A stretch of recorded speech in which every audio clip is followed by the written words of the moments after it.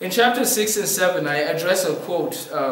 It's a YMCA motto in certain cities, and it's, watch your thoughts, they become your words. Watch your words, they become your actions.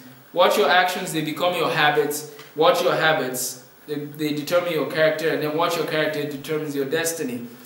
What is interesting here is that we're looking at thoughts, words, actions, habits, and character. The Bible covers all of these, and the Bible addresses them in detail. But let me say it now, let me read from Romans 12 verse 2 before I move on. It says, do not conform any longer to the pattern of this world, but be transformed by the renewing of your mind. Then you'll be able to test and approve what God's will is, His good, pleasing, and perfect will. When we talk about thoughts, words, actions, habits, and character, when people say, well, we say we're followers of Jesus, that means that all of those should line up with what it means to be a follower of Jesus. The thoughts that Jesus had, and the words that He spoke, and the actions that He did, and the habits that He had, and the character that He had, all these we see and we should strive to have. And the Bible makes it clear that Jesus is the one that we should follow after. When we talk about thoughts, let me pause for a second and say this. Our thoughts will ultimately affect how we act. And so what we believe or what we put in our minds will ultimately affect how we live our lives. That's why the music we listen to, the movies we watch, and all these things are important, because they affect our thoughts, and then our thoughts and our mind will then affect how we live our lives. The more lies we take into our lives, the higher our limitations. So, more lies you take in, more limits to your life. Believe it or not, when you believe a lie, you're limiting yourself. It's a limit to how you can live. And so when we're talking about truth and we're talking about following Jesus, what we're saying essentially is that you're now taking in the truth, which means that you're free.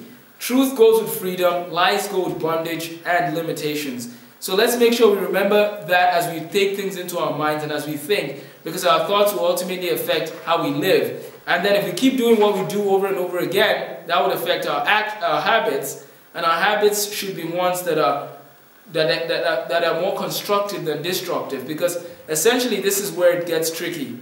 Habits are interesting. If I do something over and over again, I'll get good at it. But the question is, what is the something I'm doing? Because if I'm doing things that are not right, then I'll only get good at things that are bad. So I'll have bad habits.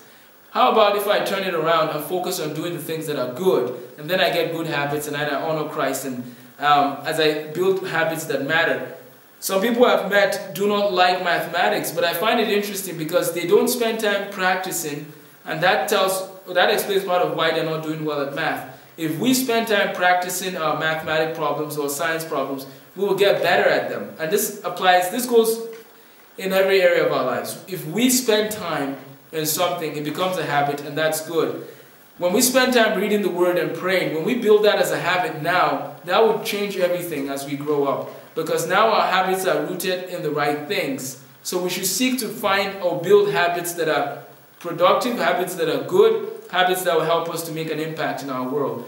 So that's what I would say about habits. Again, our thoughts are important because they affect our actions. And our words now for a second. The Bible encourages us to use words that are uplifting, words that will encourage other people, not words that will tear them down. So ask yourself, what kind of words am I using? Am I using words that are encouraging other people? Am I using words that are destroying other people's lives? Your words can either be constructive or destructive. You have to decide, what are you going to do about that? Even after we trust in Jesus, we need to still be careful how we use our words, because there are times when the flesh tries to take over, and if the flesh is trying to take over and trying to say things that are not uplifting, we need to, essentially turn and ask God for forgiveness, and then ask for His Spirit to reign in our lives so we can speak words that will build others up and not tear them down. So let's remember that our thoughts have an impact on everything we do. Miles Monroe said in one of his books, put your idea into imagination, take the imagination and document it into a plan, put the plan into action. If you think it, you can do it. Now, of course, he's looking at this more from a vision perspective. When you have a vision, when you have something you're thinking about doing, and then how to follow through on that. I hope that you begin to think now. So I've addressed how your thoughts can affect your actions, but now we also have to see how your thoughts will affect how you, in a sense, what you accomplish. Because if you want to accomplish something, it's always good to write it down, look at it, and see how you can work with that plan to accomplish what God calls you to do. When you watch a sporting event, you notice that the people are focused on doing something. I know some sports, you're not sure what they're really trying to do. But let me use soccer, for example. you're trying to get to the goal. You're trying to score a goal. Whether the fans are cheering or not, your goal remains. You're trying to get to the goal. And I'm hoping that you would think of life that way. There's a goal, and you're trying to do what God has called you to do, and that's what matters. Whether people are cheering you on or not, you're focusing on doing what God has called you to do. A song that would help to give this in more detail is a song called Be Thou My Vision. Just a reminder again of what God has called us to do and how we can stay on track. Ask yourself, when I'm doing the things I'm doing, are these habits good or are they going to destroy me? And then do they glorify God? Are these things that bring praise to God? We need to ask ourselves those questions constantly.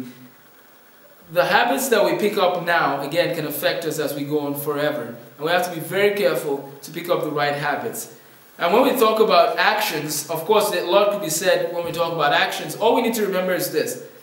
There is a way to live, and if we don't live in the way we ought to live, we'll waste our lives. If God tells us that we should live in this way and we choose to go against Him, we're the ones who suffer.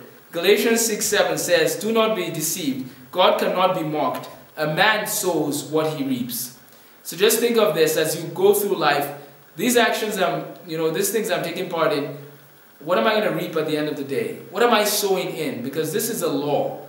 You reap what you sow. So make sure that you sow in the right places. Here's a quote to end this section from John Wesley. He said, "Do all the good you can, by all the means you can, in all the ways you can, in all the places you can, at all the times you can, to all the people you can, as long as you ever can."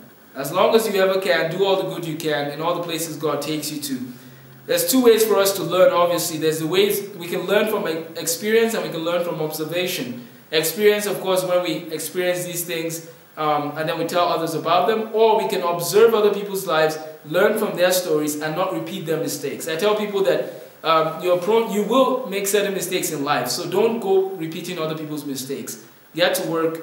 If you make mistakes, ask for forgiveness and keep going. Don't go repeating other people's mistakes. Learn from other people's mistakes and go from there. I pray that we will learn and our actions, our thoughts, our habits, our character will all be rooted in the one who paid it all for us. And here's a quote to get you thinking about character.